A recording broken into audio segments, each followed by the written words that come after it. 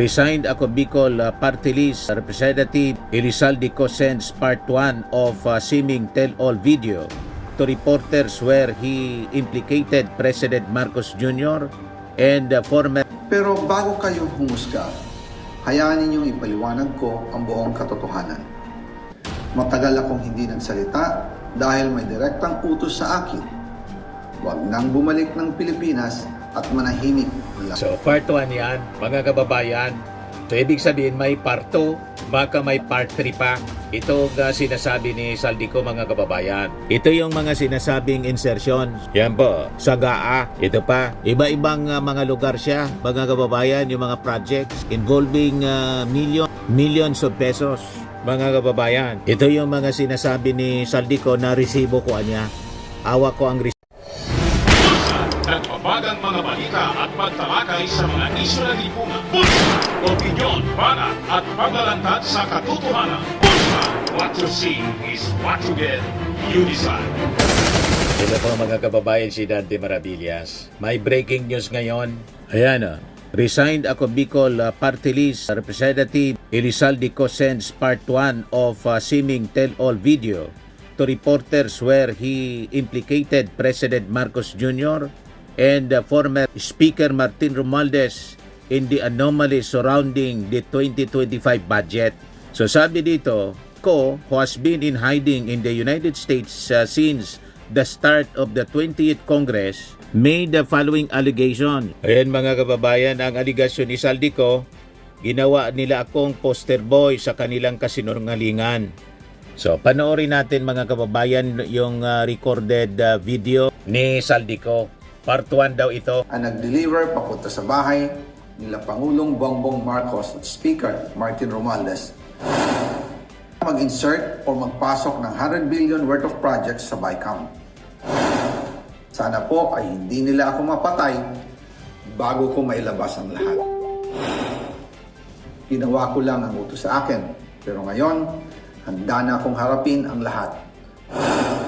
Ginagamit ng administrasyon ang buong resources ng bansa para tumahimik ako. That he will shoot me if I will talk. Gagamitin ako bilang panakipbutas sa kanilang kampanya laban sa korupsyon. Hindi na ako mananahimik, ilalabas ko ang lahat ng katotohanan. May resibo, may ebidensya, at may pangalan. Para sa bawat Pilipino, alam ko na buo ang galit ninyo sa akin ngayon. Nauunawaan ko rin kung bakit. Lalo na at malaki ang halagang nakataya. Pero bago kayo humusga, hayaan ninyong ipaliwanag ko ang buong katotohanan. Matagal akong hindi nagsalita dahil may direktang utos sa akin. Huwag nang bumalik ng Pilipinas at manahimik na lamang. Umalis ako noong July 19, 2025 para sa aking medical check-up. Nakaplanong bumalik pagkatapos ng SONA ni Pangulo. Pero habang papauwi na ako, tinawagan ako ni dating Speaker Martin Romualdez at sinabihan, "Stay out of the country. You will be well taken care of as instructed by the President." Noon naniniwala pa ako sa kanila, kaya't hindi ako bumalik. Tumikom ang aking bibig, sumunod ako, pero ang hindi ko alam, ang ibig pala nilang sabihin sa aalagaan ka namin ay gagamitin ako bilang panakipbutas sa kanilang kampanya laban sa korupsyon. Ginawa nila akong poster boy ng kanilang sariling kasinungalingan. Ngayon, hindi na ako mananahimik, ilalabas ko ang lahat ng katotohanan. May resibo, may ebidensya, at may pangalan. Nagsimula ito nung tumawag si Sekmina Pangandaman sa akin nung nag-umpisa ang BICAM process last year, 2024. Ang sabi niya, katatapos lang ng meeting nila ni Pangulo at may instructions na mag-insert o magpasok ng 100 billion worth of projects sa BICAM. At sinabi pa ni Sekmina, you can confirm with Yusek Adrian Bersamin dahil magkasama sila sa meeting ni Pangulong BBM noong araw na yon. Tinawagan ko po agad si Yusek Adrian Bersamin at tinanong ko kung may instruction na ba ang Pangulo na magpasok ng 100 billion during their meeting. Ang sabi niya ay totoo nga po.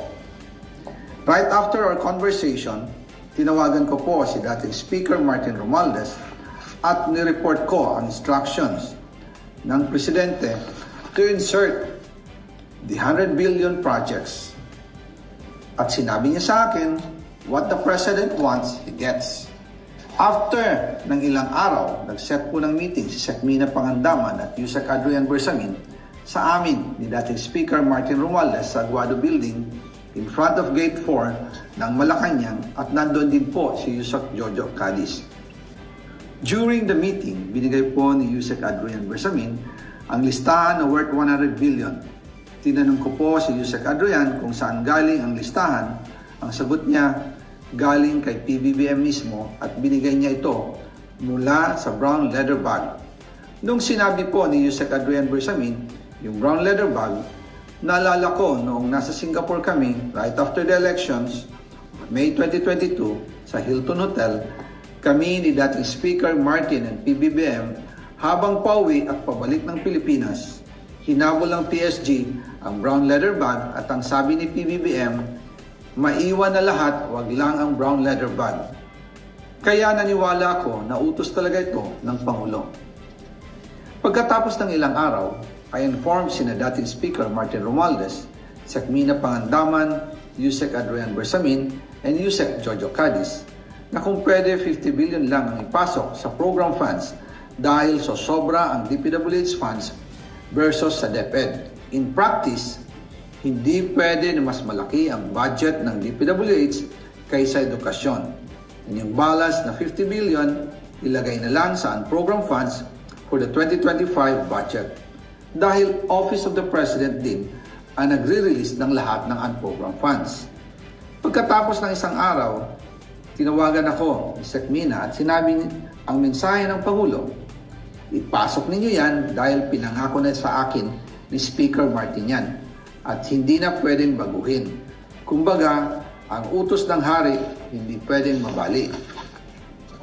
Again, I informed the Speaker and asked clearance about the instructions ng Pangulo. At ang sabi niya, wala tayong magagawa. Kaya po nagtataka ako kung bakit sinasabi ni Pangulo na hindi niya makilala ang budget. Samantalang lahat na binawas at dinagdag sa mga ahensya ng gobyerno ay humihingi ng approval sa kanya si Sec. Mina Pangandaman. So, part 1 yan, mga kababayan. So, ibig sabihin, may part 2, baka may part 3 pa. Ito ang sinasabi ni Saldico, mga kababayan. Ito yung mga sinasabing insertion. Yan po, Sagaa. Ito pa. Iba-ibang mga lugar siya, mga kababayan, yung mga projects involving millions of pesos. Mga kababayan, ito yung mga sinasabi ni Saldico na resibo ko niya. Hawak ko ang resibo. O, buong Pilipinas ito na sinasabing insertions. So ito yung summary ng sinasabi ni Saldico. Number 1, that Marcos Jr. through his cousin and then Speaker Martin Romualdez instructed him to stay outside the country when he left the Philippines in July 19, 2025. Number 2, that the DBM Secretary, si Secretary Amina Pangandaman, again, at the behest daw ng ating Pangulong Bongbong Marcos, ininstruksyonan siya at the start of the BICAM deliberations for the 2025 budget to insert at least 100 billion worth ng mga projects into the BICAM version.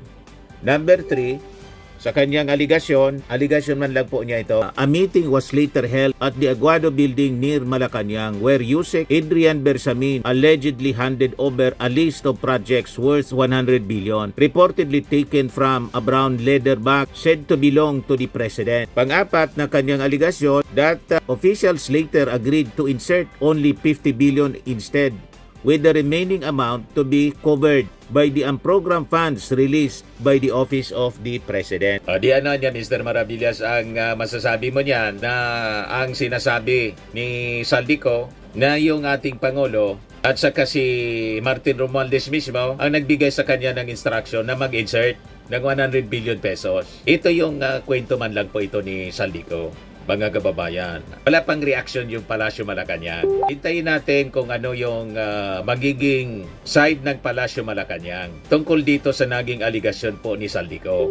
Okay pa? So wala muna tayong masasabi, mga kababayan. Pero alam naman ninyo, sa pagkagawa lang ng script ng binabasa ni Saldico, malamang abogado niya ang gumawa nito. At kung bakit part 1, muna, malamang may gustong ipahiwatig itong si Saldico sa ating administrasyon. Kaya hindi na muna niya, mga kababayan, sinasabi yung lahat na sabi niya kanyang nalalaman. May parto nga po kung ano yung motibo niya, kung bakit parang ginawa niyang teleserye ang kanyang pagsisiwalat, malalaman natin yan sa mga susunod na developments ng balita. So abangan na muna natin, mga kababayan, kung ano ang kasunod nito, yung parto niya. At kung ano yung sasabihin ng Palasyo Malacanang, yung reaction, hintayin natin. But sigurado yung mga DDS po, magtatalunan po. At malamang gamitin itong statement na to ni Saldico sa schedule na rally ng INC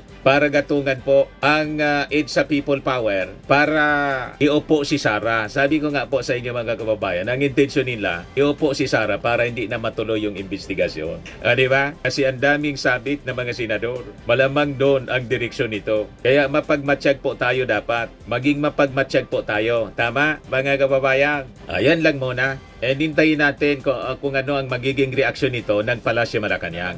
Firmax Firming and Lifting Cream, pinapahid po sa mga pulses in affected area. Mainam po sa paninigas ng mga kasukasuan. Ito naman po, Automax Radiant Serum. Sa mukha naman yung application, anti-aging po siya. You will look 10 years younger than your age. Sa mga cancer patients naman po, baka lang gusto ninyo itong itry. Neng siya Red Mix Fruit Drink. Hindi mo po siya gamot, food supplement siya. Kaya lang, gawa siya, mga kababayan, sa goji berry. Yung goji berry may anti-cancer properties. O ngayon, yung mga inquiries ninyo, dumiritso na lang kayo sa aming messenger sa Facebook para masagot namin agad. Ayos pa? Ayos na ayos niya, Mr. Maravilla. Sa mga nagana po ng malinis and spacious fitness gym, pumunta lang po kayo sa aming Colossal Fitness Gym. May Grab car rental din po kami. But anyway, ito po pala yung aming bagong product na binibenta online. I am worldwide amazing pure organic barley powdered drink mix from Australia. Negosyo to ng aking anak na architect entrepreneur Riz Maravillas. Ayan po. Kontakin na lang po ninyo siya, Riz Maravillas on Facebook.